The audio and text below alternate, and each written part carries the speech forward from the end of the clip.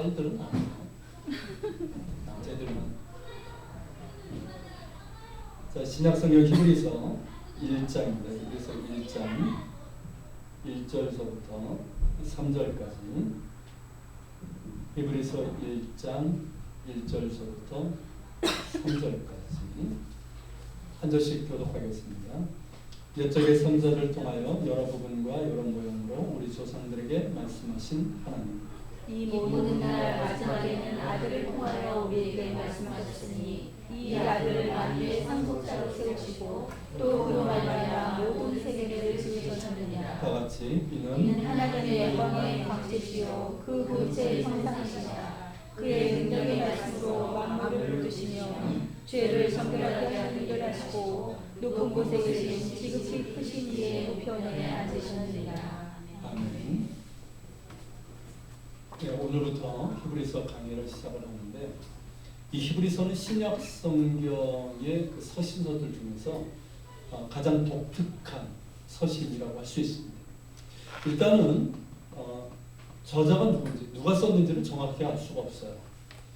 다른 서신들은 그 서두에 누가 썼는지가 나오죠. 그래서 이제 이게 바울 서신이다, 요한 서신이다, 베드로가 썼다, 야고보서다, 유다서 이렇게 이제 우리가 알 수가 있습니다. 이것이 그 당시의 일반적인 관례거든요. 이게 편지를 쓸 때는 지금도 그렇지만 누가 누구에게 이렇게 뭐 문안한다는 식으로 인사말로 그렇게 이제 쓰는 것이 관례입니다. 그런데 히브리서는 유일하게 이런 관례를 따르지 않고 있어요. 그러다 보니까 누가 누구에게 썼는지에 대한 언급이 없다는 것이죠. 그런 까닭에 히브리서 저자에 대해서는 여러 사람들이 후보에 올랐습니다. 가장 처음으로 후보에 올랐던 사람이 누구였을까요? 누구였을까요? 후보. 바울이죠. 아무래도 이제 바울이 많이 썼고, 이게 이제 2세기 말경에 알렉산드리아의 클레멘트라는 분이 있는데 교부입니다. 이분에 의해서 이제 히브리서 저자가 사도 바울이라고 주장이 되면서 한동안 그렇게 여겼었어요. 어떤 부분에서는 바울의 어떤 사상과 비슷한 면이 있습니다. 근데 후대 학자들이 이제 연구를 해보니까 바울 서신과는 그 이제 문체가 있잖아요. 그리고 이제 어휘가 있고, 그리고 이제 신학적인 사상 등이 다르다는 거죠. 그렇기 때문에 지금은 이 사도 바울이 저자일 것이라는 가능성은 희박하다라고 그렇게 여기고 있습니다. 그 외에 후보군이 누구 있냐면 아볼로. 이건 이제 마틴 루터, 종교개혁자 마틴 루터가 주장을 했고요. 그리고 이제 누가 아시죠? 누가복음과 사도행전을 쓴 누가. 그리고 이제 로마의 클레멘트라는 또 교부가 있는데, 이건 이제 칼빈이 주장을 했고, 그 외에 이제 바울의 동역자였던 실라, 바나바, 7 집사 중에 하나였던 빌립, 그리고 이제 유다서를 쓴 예수님의 형제 유다죠, 그 유다. 그리고 이제 우리가 잘 아는 이제 아굴라 브리스길라 할 때 그 브리스길라, 이런 사람들이 이제 거론이 됐어요. 근데 여러분 결론은 뭔지 아십니까? 이 히브리서의 저자는 누구인가요? 결론이 뭐냐면 3세기 교부인 오리겐이 한 말이에요. 뭐라고 그랬냐면, 누가 히브리서를 기록했는지는 진실로 하나님만이 아신다. 무슨 뜻입니까, 여러분? 누군지 정확하게 확정할 수가 없다라는 뜻이에요. 저는 이 저자 자신이 의도적으로 이름을 기록하지 않았을 것이라고 생각을 합니다. 그 이유는 둘 중에 하나예요. 독자들에게 너무나도 잘 알려진 사람이에요. 쉽게 말하면 그 공동체의 지도자인 사람이에요. 자, 이 사람이 그 공동체 사람들에게 쓰다 보니까 굳이 이름을 밝힐 이유가 없는 거죠. 그리고 두 번째 이유는 그 당시가 이제 박해와 고난의 상황이었거든요. 자, 그런 가운데서 박해와 고난이 있을 때 저자나 그리고 그 서신을 받는 그 독자들을 밝히는 것보다는 밝히지 않는 것이 안전합니다. 그렇죠? 그런 이유들로 인해서 이 저자와 독자가 누구인지에 대한 언급이 없는 것으로 우리가 이해할 수 있다는 거죠. 자, 이처럼 저자에 대해서는 오직 하나님만이 아신다, 이런 결론에 우리가 이르렀다면, 그럼 수신자는 누구인가 하는 거예요. 자, 이거에 대해서는 대부분의 학자들이 의견 일치를 보고 있습니다. 누굴까요? 히브리서의 독자들, 수신자들은 누굴까요? 제목에 나와 있잖아요. 이렇게 어려운 게 아니죠. 히브리인들, 유대인들이죠.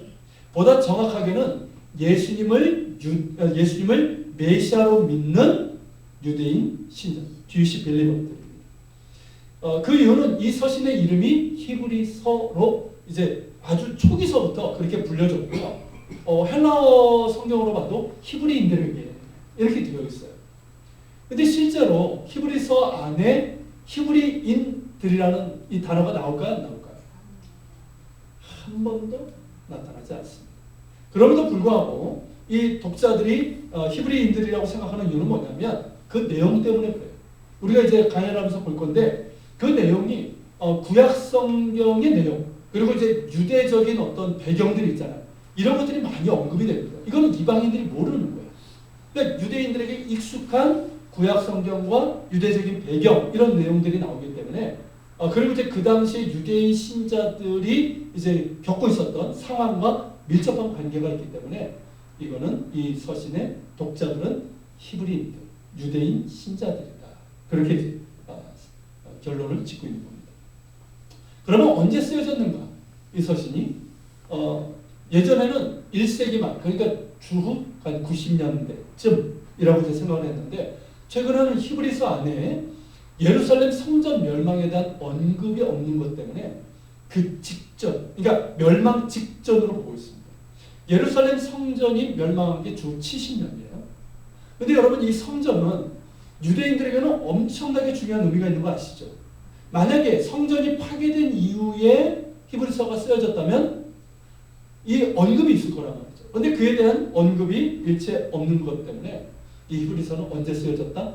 성전 파괴 직전. 그러니까 이 주전 한 64년서부터 68년 사이 한 그때쯤 기록된 것으로 이렇게 추정을 하고 있습니다. 자, 이 시기는 어땠냐면 유대교에 의한 박해와 또 더불어서 로마 제국에 의한 박해가 있을 때였습니다. 자, 유대교에서는 이미 스데반 이후에 계속해서 이제 박해가 있어 왔잖아요. 특히 유대인 신자들에서는 더 집요했습니다. 이방인들에 대해서는 그래도 덜했지만 유대인 신자들에 대해서는 정말 협박을 하고 또 회유를 하고 비난을 하고 그러면서 다시 유대교로 돌아올 것을 강요를 했었어요. 그런 상황에서 네로 황제 아시죠? 이 네로 황제에 이르러서는 로마 정부에 의한 박해도 시작이 됩니다. 자, 그리고 이스라엘 땅에서도 마찬가지였어요. 이스라엘 땅에서도 이 로마의 압제에 대한 불만이 팽배하면서 그 불만이 고조되고 그래서 66년경에 실제로 반란이 일어나게 됩니다. 그래서 한 4년 동안 그 전쟁이 있다가 결국 주 70년에 예루살렘이 멸망, 성전이 파괴되고 만 거예요. 자, 이것이 이제 대략적인 그 당시 이제 역사적 상황인데, 자, 이런 역사적인 상황에서 예수님을 메시아로 믿게 된 유대인 신자들은 어떠했을까요? 그들의 신앙과 그들의 삶은 어땠을까 하는 거죠. 두 가지로 볼 수가 있어요. 첫째는 박해와 역경 가운데 있었다는 거죠. 모든 유대인 신자들이 그랬던 건 아니지만, 자, 유대교와 로마 제국에 의한 박해가 있었고, 그러다 보니까 어떻습니까? 삶도 어려운 거예요. 그래서 그런 박해와 핍박이 있으면 삶이 굉장히 고달파집니다. 힘들어져요. 자, 그리고 두 번째 상황은 그러한 이제 박해와 역경으로 인해서 예수님을 메시아로 믿고 있었던 그들의 신앙이 흔들리고, 그러면서 다시 유대교로 돌아가려는 배교의 움직임이 있었던 거죠. 이것은 마치 지금 이스라엘 땅에 있는 그 메시아닌 유대인들이 있어요. 예수님을 믿는 유대인들은 메시아닌 유대인이라고 그러는데 그들 중에 이런 사람들이 있는 것과 비슷합니다. 계속해서 유대인들이 예수님께 돌아오고 있습니다. 지금 계속해서 돌아오고 있어요. 근데 그들 가운데 신앙적으로 확고하지 않은 사람들은 어떨까요? 여러분, 유대교의 그 반선교 단체가 있어요. 그들이 정말 귀신같이 하나님입니다. 이 사람이 지금 이제 예수님을 믿게 된지를 알아내. 그러면서 굉장히 비난합니다. 너는 더 이상 유대인이 아니야. 그래서 협박합니다. 밤길 조심하라. 정말 협박을 해요. 그러면서 회유를 합니다. 그러면서 그 신앙이 흔들리고 다시 유대교로 돌아가는 경우가 종종 있습니다. 자, 이런 경우죠. 그리고 더불어서 그런 가운데, 자, 처음에는 믿음과 이 열정이 있었어요. 근데 이 처음에 믿음과 열정이 식어져 버렸어요. 그래서 영적으로 나태해지고 그들이 복음에 대해서 들은 것들을 이제는 소중히 여기지 않아요. 그리고 여러분, 모이는데도 열심을 내지 않습니다. 여러분, 히브리서에 그 말씀이 있어요. 모이기를 패하는 어떤 사람의 습관에 따라 행하지 말고 모이는 일 힘쓰라. 이게 뭐냐면 점점 그렇게 됐다는 거예요. 그러니까 나태해지고 식어지면서 모이는 일에 열심을 내지 않는 거예요. 그리고 영적 지도자들의 어떤 말에 순종하지 않는 일이 늘어나기 시작했다는 거죠. 여러분 첫 번째 상황, 즉 박해와 역경은 외부에서 가해진 위험이라고 한다면 두 번째 상황은 뭡니까? 그들 안에서 나타난 영적인 위험이라고 할 수 있어요. 자, 이로 인해서 이들을 위로하고 격려하고 또한 그들이 흔들리고 무뎌지고 침체에 빠진 그 신앙을 바르게 세워서 다시 신앙의 바른 자세로 설 것을 교훈하기 위한 것. 이것이 히브리서의 기록 목적입니다. 그런데 여러분 이러한 히브리인들, 유대인 신자들의 모습이 오늘 한국교회 모습인지도 모릅니다. 우리가 그들처럼 물리적인 박해의 상황은 아니죠. 그래서 그런 물리적인 박해를 당하고 있지는 않습니다. 근데 실제로 여러분 한국교회를 보면 박해보다 더 위험한 세속화, 이 위험을 경험하고 있지 않습니까? 이 세속화로 인해서 교회가 얼마나 지금 무너지고 있는지 아시지 않습니까? 그리고 여러분 그러면서 예전에 순수하고 뜨거웠던 신앙과 열정이 식어지고 있습니다. 영적으로 게을러지고 함께 모이는 일에 열심을 내지 않고 순종에 있어서도 예전 같지가 않습니다. 그러게 히브리서는 그 당시 유대인 신자들에게만 해당되는 메시지가 아니라 21세기 오늘을 살아가는 우리 그리스도인들에게도 큰 울림이 있고 도전을 주는 말씀이라고 할 수가 있어요. 여러분 히브리서 저자가 권면하고 교훈하는 메시지는 아주 분명하고 확실합니다. 뭔지 아십니까? 예수님께 집중하는 거예요. 이게 히브리서의 결론이에요. 중심 메시지. 자, 예수님이 어떤 분이시고 우리를 위해서 어떤 사역을 하셨는지를 잘 깨닫고 더욱 예수님께 집중하라는 거예요. 예수님을 바라보라는 거예요. 그럴 때 박해와 역경 가운데서도 흔들림 없이 믿음을 지키며 승리할 수 있다는 겁니다. 그럴 때 우리의 식어지고 나태해지고 침체에 빠진 이 신앙도 다시 회복될 것이라는 메시지입니다. 이런 중심 메시지가 처음부터 끝까지 일관되게 흐르고 있어요. 그리고 그 중심 메시지를 설명하기 위해서 유대인 신자들에게 익숙한 구약 성경과 유대적인 배경을 인용하고 있는 겁니다. 이러한 중심 메시지는 오늘을 살아가는 우리 한국 교회도 동일하다고 생각합니다. 여러분 우리 역시 예수님께 집중해야 됩니다. 여러분 우리가 박해는 아닐지라도 고난과 역경이 우리 가운데 있습니다. 우리의 삶이 그렇게 쉽지 않습니다. 어려움이 있습니다. 자, 그런 가운데 우리가 흔들릴 수 있습니다. 그럴 때 여러분 어떻게 해야 됩니까? 예수님께 집중해야 됩니다. 여러분 영적인 침체를 겪을 수 있습니다. 정말 나태에 빠질 수 있고 열정이 식어질 수 있습니다. 그렇다면 더더욱 예수님께 집중해야 됩니다. 그럴 때 흔들림 없이 승리할 수 있고 다시 일어나서 예전의 순수하고 뜨거운 신앙으로 회복될 수가 있습니다. 앞으로 우리가 히브리서 강해를 통해서 이런 내용들을 보게 될 것인데 우리를 붙들어 주시고 회복시켜 주시는 이 은혜가 우리 가운데 충만하기를 축원합니다. 자, 이제 본문으로 들어가면요. 자, 히브리서는 뭐 어떤 문안의 인사 그런 거 없이 바로 본론으로 들어갑니다. 어떻게 시작합니까? 하나님께서 말씀하셨다라는 이 말로 선포함을 시작을 합니다. 그게 1절입니다. 같이 볼까요? 옛적에 선지자를 통하여 여러 부분과 여러 모양으로 우리 조상들에게 말씀하신 하나님. 자, 이 부분을 히브리어로 번역한 신약 성경을 보면 하나님께서 말씀하셨습니다. 이렇게 시작을 해요. 그리고 헬라어 성경으로도 중간에 수식어를 빼면 뭐냐면 하나님께서 말씀하셨습니다. 이렇게 시작을 하고 있어요. 여러분 이것은 매우 독특한 형태입니다. 이게 어디 나오는 형태냐면 구약 성경, 특별히 모세오경의 세 책 가운데 나타나는 형태예요. 어떤 책일까요? 모세오경 가운데 세 책이 하나님께서 말씀하셨습니다. 이렇게 시작을 합니다.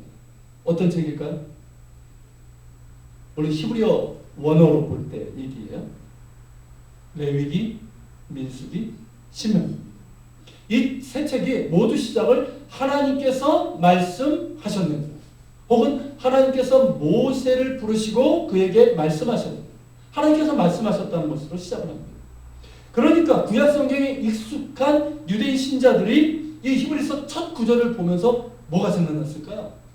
모세오경. 실제로 1절에 보면 하나님께서 누구에게 말씀하셨다고 얘기합니까? 우리 조상들에게. 그렇죠? 우리 조상들. 그 조상이 누굴까요? 자, 누가 생각날까요? 우리 조상. 모세입니다. 모세. 그렇죠? 성경의 첫 부분이 모세오경 아닙니까? 그리고 선지자들. 그리고 하나님께서 언제 말씀하셨습니까? 옛적이에요. 이 옛적은 뭡니까? long time ago. 이게 아니라 뭡니까? 구약시대를 얘기해요. 자, 그리고 어떻게 말씀하셨습니까? 여러 부분과 여러 모양. 여러 부분과 여러 모양은 무슨 뜻이냐면 하나님께서 여러 시대에 걸쳐서 다양한 형태로 말씀하셨다라는 뜻이에요. 자, 구약 성경은 약 몇 년에 걸쳐서 기록이 됐을까요? 모세 오경서부터 말라기까지로 본다고 한다면 대략 한 1000년 정도에 해당됩니다. 그러니까 아주 여러 시대에 걸쳐서 말씀하셨어요. 그리고 하나님은 다양하게 말씀하셨어요. 다양한 방법으로. 때로는 직접적으로 말씀하셨죠. 때로는 꿈이나 환상으로 말씀하셨어요. 때로는 이적과 다양한 자연 현상으로 말씀하셨어요. 여러분, 그런 하나님의 말씀이 기록된 것이 뭡니까? 그게 구약 성경입니다. 구약 성경은 하나님께서 모세에게 하신 말씀이 있습니다. 그게 모세오경이에요. 또한 예언자들에게 말씀하셨습니다. 그것이 바로 예언서, 선지서입니다. 그 외에 다윗, 솔로몬과 같은 사람들을 통해서도 말씀하셨죠. 이것을 우리는 성문서라고 그렇게 부릅니다. 여러분, 이렇게 구약에 걸쳐서, 구약 시대에 걸쳐서 말씀하신 하나님이 이제 누구를 통해서 말씀하신다는 겁니까? 누구를 통해서? 그게 이절이에요. 같이 있습니다. 이 모든 날 마지막에는 아들을 통하여 우리에게 말씀하셨습니다. 자, 이 모든 날 마지막, 그게 뭐냐면 구약이 끝나는 때라는 거예요. 여러분, 이제 구약 시대가 끝나고 새롭게 하나님께서 말씀하시는 시대가 열렸다는 겁니다. 그게 뭡니까, 여러분? 그의 아들을 통해서 말씀하시는 거예요. 즉 예수 그리스도를 통해서 우리에게 직접 말씀하시는 겁니다. 자, 이렇게 하나님께서 구약 시대든 예수를 통해서든 말씀하시는데, 이렇게 하나님께서 말씀하시는 것을 다른 말로 뭐라고 얘기합니까? 계시라고. 계시. 여러분, 계시는 뭐냐면 드러내는 거예요. 그러니까 하나님이 당신이 누구신지를 드러내고 당신의 뜻이 무엇인지를 드러내는 것을 말합니다. 자, 구약 시대는 누구를 통해서? 모세를 통해, 선지자를 통해서, 다윗과 같은 인물을 통해서 하나님께서 드러내셨습니다. 여러분, 그 드러내신 계시의 핵심이 뭡니까, 여러분? 구약에 나타난 계시의 핵심이 뭐예요? 자, 하나님은 어떤 분이신지. 하나님은 홀로 거룩하시고 영원하시고 거룩하신 살아계신 참 하나님이십니다. 천지를 창조하신 창조주시고 만물의 주인이시며 구원자시라는 거죠. 구원자신 하나님께서 죄악과 불순종으로 인해 멸망의 길을 가고 있는 이스라엘과 열방을 장차 메시아를 통해서 구원하시겠다는 겁니다. 그래서 하나님 나라를 이루시겠다는 거예요. 이게 계시의 핵심이에요. 구약의 핵심이에요. 여러분, 이러한 모든 계시의 말씀이 이제는 누구를 통해서 이루어졌습니까? 이 계시가 누구를 통해서? 예수 그리스도를 통해서 이루어졌다는 거예요. 그 전까지는 사람들을 통해서 제한적으로 계시하셨지만 이제는 하나님의 독생자며 본체이신 예수를 통해서 직접 계시하셨다는 거예요. 하나님의 본체이신 분이 직접 오셔서 말씀하시니까 그 자체가 뭡니까? 계시이고 계시의 완성인 거예요. 즉, 여러분, 예수님은 구약에는 나타나지 않다가 없는데 갑자기 메시아라고 주장된 그런 분이 아니라는 거예요. 그렇게 생각하는 사람들이 있기 때문에 말씀드리는 거예요. 여러분, 예수님은 구약에서 계시되고 예언된 메시아, 그리스도로 오신 분이 바로 예수님이십니다. 그러기에 예수님은 계시의 완성이고 구원의 완성인 거예요. 여러분, 다 이루셨습니다. 더 이상의 계시는 없어요. 다른 구원은 없습니다. 이 사실을 기억하라는 거예요. 여러분, 그때나 지금이나 어떻습니까? 계시 받았다 그러면 뭐라고 얘기합니까? 어떻습니까, 사람들이? 신령한 계시 받았다 그러면 어떻게 믿는다고 하는 사람들이 거기에 솔깃하면서 따라갑니다. 그때나 지금이나 똑같지 않습니까? 심지어 내가 구원자라고 하는 허무맹랑한 이단의 교주들을 따라갑니다. 여러분, 왜 그렇습니까? 모르기 때문에 그래요. 하나님의 말씀을 모르기 때문에. 여러분, 예수님으로 모든 계시는 완성되었고 예수님의 다른 구원은 없습니다. 이게 복음이에요. 이게 복음이에요. 예수 그리스도의 복음은 많은 말씀 중에 하나가 아닙니다. 그것은 하나님의 마지막 말씀이고 완성된 계시입니다. 다른 말로 하면 하나님의 최후 통첩이에요. 여러분, 최후 통첩이 무슨 뜻입니까? 최후 통첩? 모르세요? 최후 통첩? 이것도 안 들으면 망한다 이 뜻이에요. 그게 최후 통첩. 여러분 유일한 진리입니다. 그렇게 들어야 되는 거예요. 그래야지 복음을 들어야 됩니다.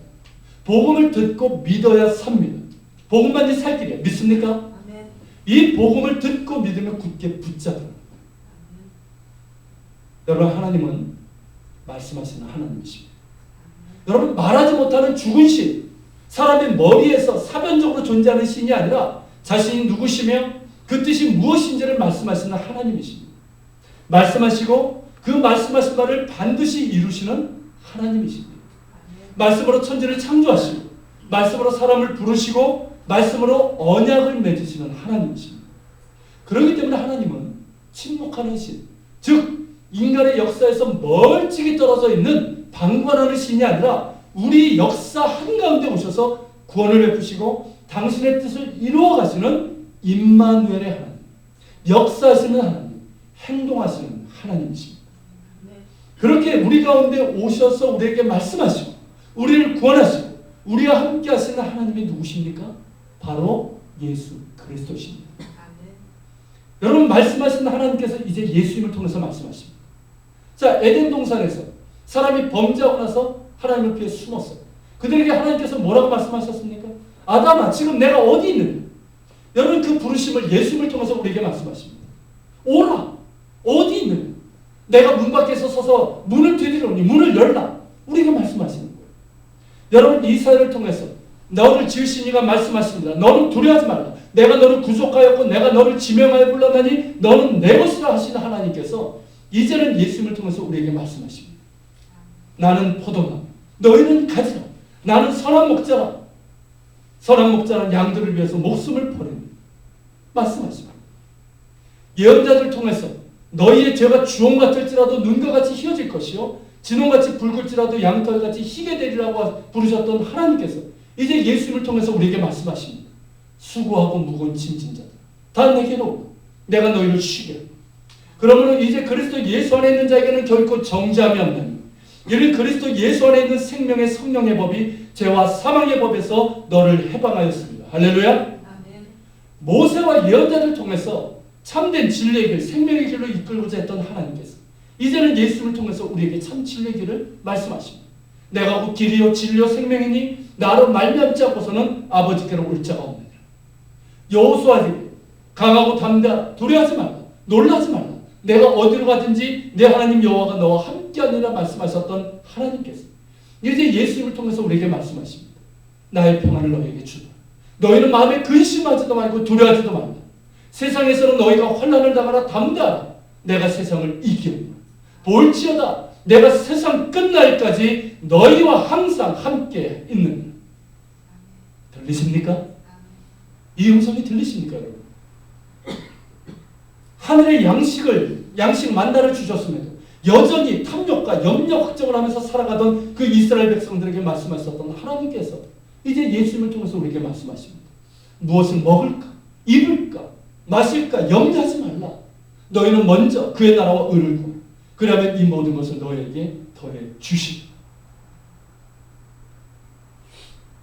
그렇기 때문에 여러분 성경은 하나님의 말씀을 듣는 것을 중요시합니다. 하나님의 말씀을 들을 때 삽니다.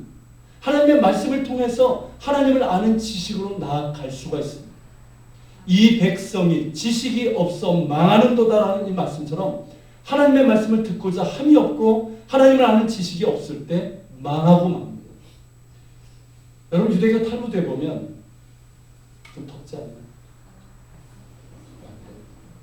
몇 분만 더 와요. 유대교 탈무드에 보면 이런 말이 있습니다. 하나님께서 이게 뭐 유대인들에게 하는 얘기인데 어느 때인가 모든 유대인들에게 일생 중에 살아가면서 얼마만큼 시간을 내고 공부를 했는지를 물어보신다는 겁니다. 무슨 공부일까요? 수능 공부, 무슨 입시 공부가 아니고요. 뭘까요? 토라 공부, 말씀 공부.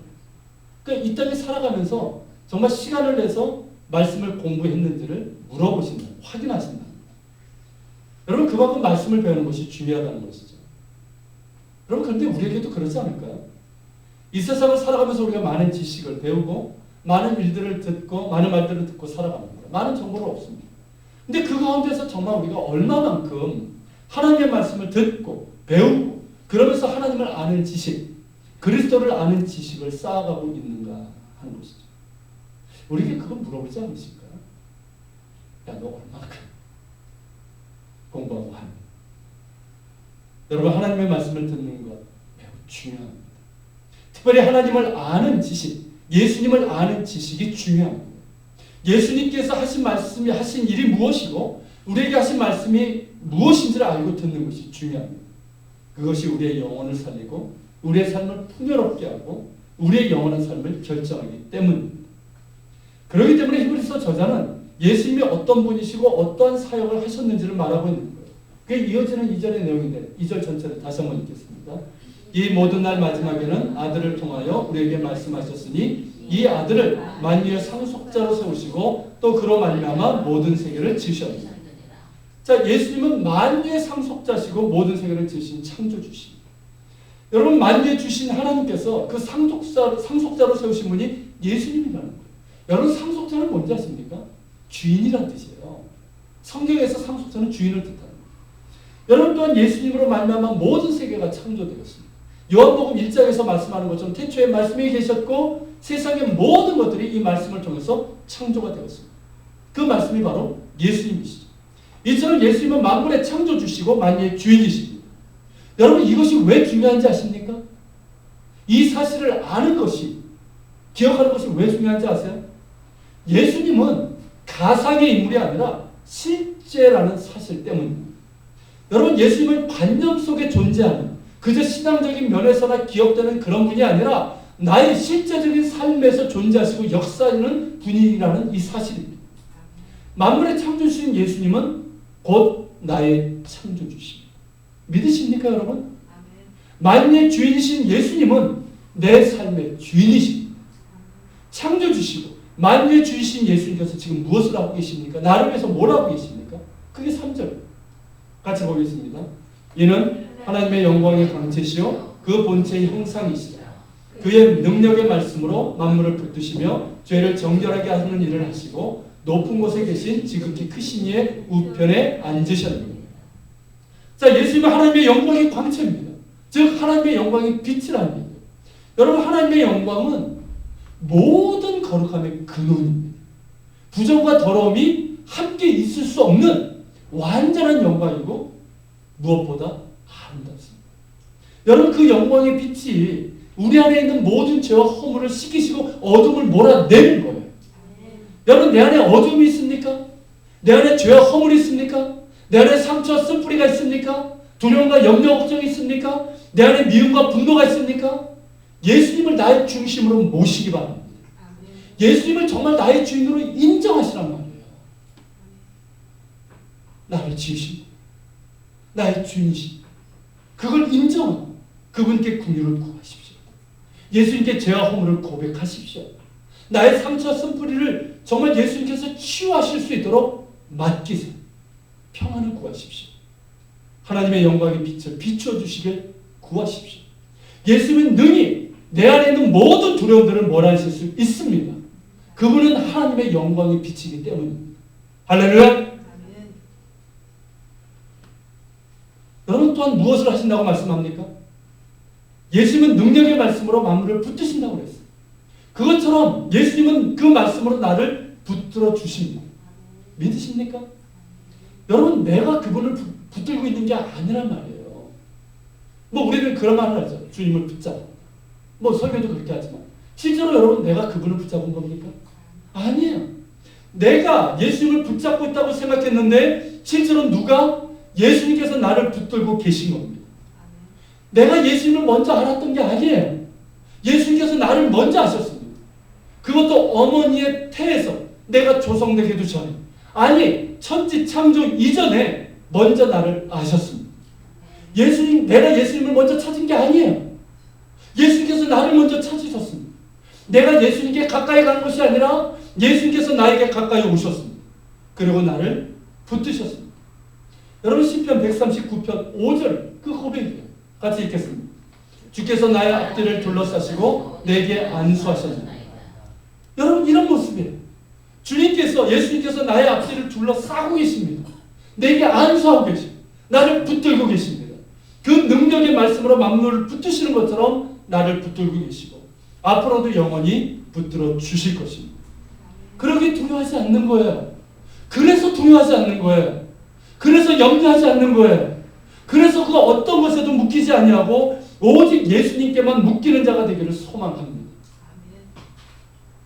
또한 예수님은 어떤 일을 하십니까? 죄를 정결하게 하시는 일을 하신다고 했어요. 여러분, 그 예수님께서 나의 죄를 정결하게 하셨고 지금도 앞으로도 정결하게 하실 것입니다. 죄에서 자유케 하는 능력은 오직 예수님의 보혈에 있습니다. 할렐루야. 나의 죄를 이미 정결하게 하셨고 내가 살아가면서 짓는 죄와 모든 허물도 진실한 마음으로 회개할 때 정결하게 해주실 것을 믿습니다. 또한 예수님은 지금 어디에 계십니까? 지극히 높으신 자의 우편에 계십니다. 즉 하나님의 보좌의 우편에 계십니다. 거기에서 뭘 하고 계십니까, 여러분? 하나님 보좌 우편에 앉아 계셔서 나를 위해서 중보하고 계십니다. 중보하실 뿐만 아니라 성령을 통해서 나와 함께 하십니다. 나를 고아처럼 버려두지 않으십니다. 나를 여전히 붙들고 계십니다. 또한 장차 다시 오실 것입니다. 장차 오셔서 공의로 심판하시고 믿는 자들을 영원한 하나님 나라로 인도하실 겁니다. 여러분, 이처럼 예수님은 가상의 존재가 아니라 실제라는 기독교라는 어떤 종교의 신앙적인 관념에 존재하는 그런 분이 아니라 지금도 나의 삶 가운데서 실존하시고 역사하시는 나의 주님이십니다. 그렇기 때문에 예수님을 믿는 것은 단순한 선택사항이 아니에요. 여러 개 종교 중에서 하나를 택하는 문제가 아닙니다. 예수님 외에는 다른 대안이 없어요. 예수님만이 참된 길이고 진리고 생명입니다. 나를 위해서 죽으시고 나를 위해서 살아나심으로 나를 구원하셨고 또 나를 붙드시고 나를 영원히 살게 할 수 있는 유일한 희망이십니다. 그러기에 예수님을 결코 포기할 수 없는 거예요. 결코 포기할 수 없어요. 세상의 그 어떤 것으로도 바꿀 수 없고 대신할 수 없습니다. 예수님께서 만유의 주인이신 것처럼 예수님만이 나의 주인이시고 나의 전부이십니다. 그렇기 때문에 여러분, 히브리서 저자의 결론처럼 우리 역시 똑같은 결론에 이르게 됩니다. 여러분, 히브리서의 결론이 뭔지 아십니까? 바로 히브리서 12장 1절 2절 같이 읽겠습니다. 이러므로 우리에게 구름같이 둘러싼 허다한 증인들이 있으니 모든 무거운 것과 얽매기 쉬운 죄를 벗어버리고 인내로써 우리 앞에 당한 경주를 하며 믿음의 주님 또 온전하게 하시는 이인 예수를 바라보자. 그는 그 앞에 있는 기쁨을 위하여 십자가를 참으사 부끄러움을 개의치 아니하시더니 하나님 보좌 우편에 앉으셨느니라. 여러분, 히브리서 기자가 하나님의 말씀이신 예수님께서 만유의 주인이시고 창조주시고 그분의 능력의 말씀으로 우리를 붙드심을 강조한 이유가 어디에 있습니까? 뭐 때문입니까? 예수님께서 우리의 죄와 허물을 정결하게 하시고 하나님 보좌 우편에서 우리를 위해서 중보하시고 계심을 강조한 이유가 무엇입니까? 예수님을 바라보라는 거예요. 예수님께 집중하라는 겁니다. 여러분, 유대인 신자들에게는 이 박해와 고난의 상황 가운데서 흔들리지 말고 믿음의 주요 온전하게 하시는 이인 예수님을 바라보라는 겁니다. 십자가를 참으시고 지금 하나님 보좌 우편에 앉으신 예수님을 바라보면서 인내하며 승리하라는 겁니다. 자, 신앙과 열정이 식어진 사람들, 나태하고 영적 침체에 빠진 이들에게는 무엇을 말하고 있습니까? 역시 예수님을 바라보라는 거예요. 그러고 있지 말고 예수님을 바라보라는 거예요. 우리에게 주어진 이 복음이 어떤 것인지, 우리가 믿는 예수님이 어떤 분이시고 나를 위해서 어떤 일을 하셨는지를 기억하면서 다시 일어나라는 겁니다. 일어나서 모든 무거운 것과 얽매기 쉬운 죄를 벗어버리고 인내로서 우리에게 당한 경주를 하자는 겁니다. 그러기 위해 예수님을 바라보라는 거예요. 예수께 집중하라는 겁니다. 여러분, 이러한 히브리서 저자의 권고가 우리 한 사람 한 사람, 우리 모두에게 성령의 음성으로 들릴 수 있기를 소망합니다. 정말 그렇게 들리기를 소망합니다. 우리 각자의 상황과 처지가 다르지만 분명한 건 뭘까요? 우리가 바라봐야 되고 어느 때나 집중해야 될 분은 믿음의 주여 우리를 온전하게 하시는 이인 예수님이라는 이 사실입니다. 그분만 나의 주인이시고 나를 붙들어 주시고 나를 온전하게 하실 분이기 때문입니다. 예수님을 바라보십시오. 예수님께 집중하시길 바랍니다. 같이 기도하겠습니다.